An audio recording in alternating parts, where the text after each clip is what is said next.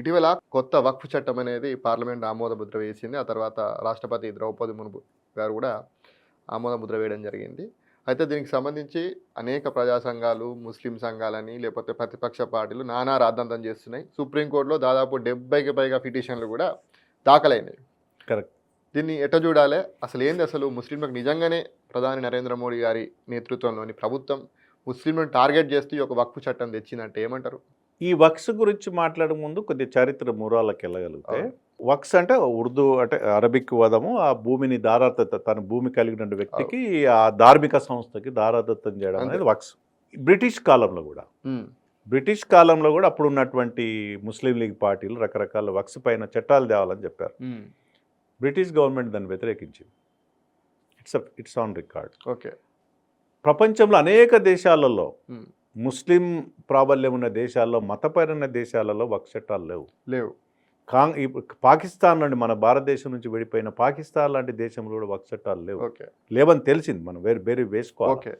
దురదృష్టవశాత్తు ఏంటంటే మనకు 1947లో స్వాతంత్రం వచ్చిన రోజే ఈ దేశం 3 ముక్కలైంది. 2 ముక్కలు కాదు. ఓకే. పాకిస్తాన్, ఇండియా. ఇంకో ముక్క ఏంటిది? అదే చెప్పబోతున్నాను. మనకు ఆగస్ట్ 15 అర్ధరాత్రి స్వాతంత్రం వచ్చిన రోజే మరుక్షణమే భరతమాత 3 ముక్కలైంది. అఖండ భారత్ అని చెప్పుకున్న ఆఫ్ఘనిస్తాన్ ఎప్పుడో ముక్కలైంది. అది బ్రిటిష్ కాలంలో పక్కకు జరిగింది.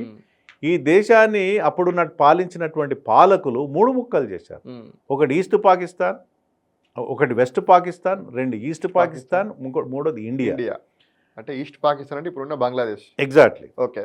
బ్రిటిష్ వాడు పోతూ ఈ భారతదేశం ఎక్కువ కాలం ఇట్లా నిలబడకూడదు, మళ్ళీ ముక్కలు కావాలి, 500 సంస్థానాలు, ఈ 500 దేశాలు కావాలని కుట్రపూరితంగా అనేక రకాల సమస్యలు తెచ్చిపెట్టిపోయాడు. ఓకే. అందులో కాశ్మీర్ ఏమో article 370 Bharatiya Janata party remove చేసి, మన ప్రాంతమే కాదు, మన రాష్ట్రమే కాదు, అదేదో ప్రత్యేక దేశంగా ప్రకటించడాన్ని మన రాష్ట్రంగా మార్చుకున్నాం ఆర్టికల్ 370 రద్దు చేసి. అట్లాంటి సమస్యనే హైదరాబాద్ స్టేట్కి వచ్చింది ఆ రోజుల్లో. Hyderabad state is separate state అని కాసిం రజ్వీ 1948 సాయుధ పోరాటం ఎందుకు వచ్చిందంటే, కాసిం రజ్వీ అనేవాడు ఆ రోజు ఇది సౌత్ పాకిస్తాన్ 4వ ముక్క చేద్దాం అనుకున్నాడు. మేము భారతదేశంలో కలవమన్నారు, అవసరమైతే పాకిస్తాన్లో ఉంటామన్నారు. అందుకే కదా సాయుధ పోరాటం వచ్చి చివరికి మిలిటరీ యాక్షన్ ద్వారా మన భారతదేశం విలీనం అట్లా 500 సంస్థానాలు విలీనం చేసిన ఘనత వల్లభాయ్ పటేల్కు. ఈ దేశంలో యొక్క ఇంటిగ్రిటీ, ఈ దేశాన్ని రూపురేపలు ఇచ్చింది వల్లభాయ్ పటేల్. యాక్చువల్గా జాతిపిత నా దృష్టిలో వల్లభాయ్ పటేలే. సో అట్లాంటి ఓట్ల కోసము ఆ రోజు 1940 మతపరమైన డివిజన్ జరిగేది. ఈ దేశం ముక్కలైంది. అంటే అప్పుడు ముస్లిం లీగ్ పార్టీ మాకు పాకిస్తాన్ కావాలి, భారతదేశంలో మేము కలిసి ఉండమని మెజారిటీ ముస్లిమ్స్ పాకిస్తాన్ తీసుకున్నారు. సింధు నాగరికత ప్రాంతం, ఎట్లయితే హిందస్ వ్యాలీ, హిందూస్ అనే పదం ఇవ్వాల్సి వస్తే సింధూస్ నుంచే హిందూస్ వచ్చింది.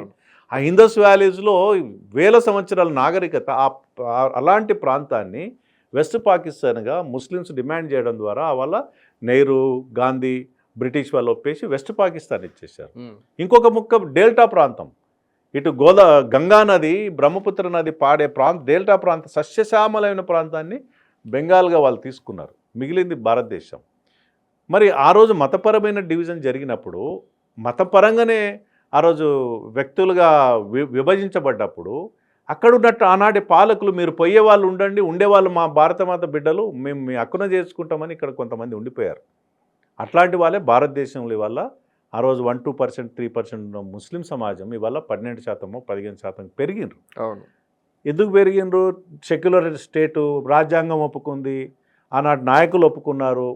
సరే, మన భారతదేశం సెక్యులర్ స్టేట్గా అందరు అన్నదమ్ములుగా భావిద్దామని అనుకున్నాం. దాంతోపాటు అనేక రకాల ఫెసిలిటీస్ మైనార్టీస్కి వాళ్ళకి హక్కులు ఇవ్వడం జరిగేది. మైనార్టీ ఎడ్యుకేషన్ ఇన్స్టిట్యూషన్ పెట్టుకోవచ్చు, మెజారిటీ ఎడ్యుకేషన్ ఇన్స్టిట్యూషన్ మతపరంగా పెట్టుకోవడానికి వీల్లేదు. మైనార్టీ వాళ్ళ విద్యా సంస్థలు పెట్టుకోవచ్చు, వాళ్ళ మతపరమైనటువంటి బోధనలు చేసుకోవచ్చు. మెజారిటీ అయిన విద్యా సంస్థలు మేము మతపరమైన బోధనలు చేయడానికి వీల్లేదు. ప్రభుత్వ స్కూళ్ళల్లో మతపరమైన బోధన చేయడం, ఇవన్నీ కండిషన్స్ పెట్టారు. అంటే మదర్సాలు. అట్లాంటిలో భాగంగానే ఈ దేశాన్ని భవిష్యత్తులో ఈ దేశ ప్రయోజనాల్ని కబలించే ఒక చట్టాన్ని ఆ రోజుల్లో 1954లో రూపకల్పన జరిగింది. అది వక్ఫ్ చట్టం. మైనార్టీ హక్కుల కోసం, వాళ్ళ ప్రయోజనాల కోసం చట్టాలు తెస్తే తప్పులేదు. కానీ అందులో ఉన్నటువంటి చట్టంలో అనేక లొసుగులను తీసుకొచ్చి, కాంగ్రెస్ పార్టీ ఎప్పుడైతే మైనారిటీ అపీజ్మెంట్ అంటాం మనం, కాంగ్రెస్ పార్టీ ఎప్పుడైతే ఓటమి పాలవుతుందో ఓడిపోతామన్న ప్రతి సందర్భంలో మైనారిటీ ఓట్ల కోసం అనేక రకాల రాజ్యాంగ వ్యతిరేక చట్ట వ్యతిరేక ప్రయోజనాలు వాళ్ళని కాపాడే ప్రయత్నం చేసింది. అట్లా 1995లో కూడా పివి నరసింహరావు ప్రభుత్వం వచ్చిన తర్వాత 1995లో ఈ వక్స్ చట్టానికి అమెండ్మెంట్ తీసుకొచ్చి వక్స్ బై యూజ్ అనేటువంటి రకరకాల ప్రొవిజన్స్ పెట్టేసి వాళ్ళ ప్రయోజనాల కోసము చట్టాలను తీసుకొచ్చిన సందర్భాలు ఉన్నాయి. అంటే వక్ఫ్ బై యూజర్ అంటే ఏంటిది? వక్స్ బై యూజ్ అంటే ఒక ప్రాంతంలో ఒక ప్రభుత్వ భూమిలో కానీ ఒక ప్రైవేట్ భూమిలో కానీ మైనార్టీ సోదరులు అక్కడ వచ్చి మేము నమాజ్ చేసుకుంటే, ఇది మా భూమి, మేము ఇక్కడ నమాజ్ చేసుకున్నాం, ఇది అల్లాహ్కి సంబంధించిన భూమి అంటే వదులుకోవాల్సింది. 2013లో వచ్చినటువంటి దానికి ఇంకొంత పదును పెట్టి 2013లో ట్రిబ్యునల్ని అటానమస్ ఇచ్చేసి ఆ ట్రిబ్యునల్కి ఎవరైతే అగ్రీవుడ్ పార్టీ ఎవరైతే ట్రిబ్యునల్కి పోతే అక్కడ ట్రిబ్యునల్ ఆర్డర్ని సుప్రీంకోర్టులో కూడా ఛాలెంజ్ చేయకుండా చేసినటువంటి సందర్భాలు చూస్తాం. తద్వారా సమాజంలో కశ్మీర్ నుంచి కన్యాకుమారి వరకు అనేక రకాల సామాజిక సమస్యలు ఇటు మైనారిటీలకు మెజారిటీ హిందువులకి ఘర్షణవాతం ఏర్పడ్డది. ఇవాళ అనేక లెక్కలు చెప్తున్నాయి. 34 లక్షల కోట్ల రూపాయలు, లక్షల ఎకరాలు, ఈ దేశంలో 34 లక్షల ఎకరాల భూమి కేవలం వక్స్ ఆధీనంలో ఉందని. నిజానికి ఆ వక్స్ చట్టం ప్రకారం వచ్చినట్టు భూములు ముస్లింలు ఉన్న పేద ప్రజలు వంచుతున్నారా? అది లేదు. మరి ఎవరికి పోతున్నాయి? ముస్లిమ్స్ ఉన్నటువంటి పేద ప్రజలు వంచి వాళ్ళు ఇల్లు కట్టుకోవడానికో ఇంకేదానికి ప్రయోజనాల కోసం వాళ్ళ యొక్క అభ్యున్నతి కోసం ఖర్చు పెడితే బాగుండేది. కానీ ఆ సమాజంలో కొంతమంది వ్యక్తుల చేత ఈ భూములు ఉన్నాయి. వాళ్ళు రియల్ ఎస్టేట్ వ్యాపారాలు చేసుకొని కోట్లు గడించినటువంటి వాతావరణం ఉంది. ఈ చట్టంలో ఉన్న అనేక సామాజిక వ్యతిరేక ధోరణులు ఎట్లా ఉంటాయి? నా దృష్టికి వచ్చిన ఎగ్జాంపుల్స్ కొన్ని చెప్పు. జహీరాబాద్లో ఒక విలేజ్ ఉంటుంది, గ్రామం. ఆ గ్రామంలో 1100 ఎకరాల భూమి ఉంటుంది. ఆ 1100 ఎకరాల భూమి మొత్తం కూడా వక్స్ భూమి అని ఆ ఊరి కలెక్టరు దీంట్లో ప్రొవిజన్ లిస్ట్లో పెట్టేశాడు. ఇవాళ కూడా సమస్య పరిష్కారం. అక్కడ రైతులు భూమి దున్నుకుంటున్నారు, అక్కడ పంటలు తింటున్నారు, కానీ పట్టేదారులు గారు. పట్టేదారు అయిన వాళ్ళు పట్టేదారులు గారు. ఒకప్పుడు వాళ్ళు 50 సంవత్సరాలు 100 సంవత్సరాలు తాత ముత్తాతలు దున్నుకున్న భూమి ఆ గ్రామం మొత్తం వక్స్లోకి వెళ్ళిపోయింది. ఇవాళ కలెక్టర్ ఏమంటాడు? గతంలో ఉన్న చట్ట ప్రకారం వాళ్ళు అడిగినారు, మేము ఇచ్చేసినాం. గతంలో కలెక్టర్కి అధికారం ఉందా? లేదు.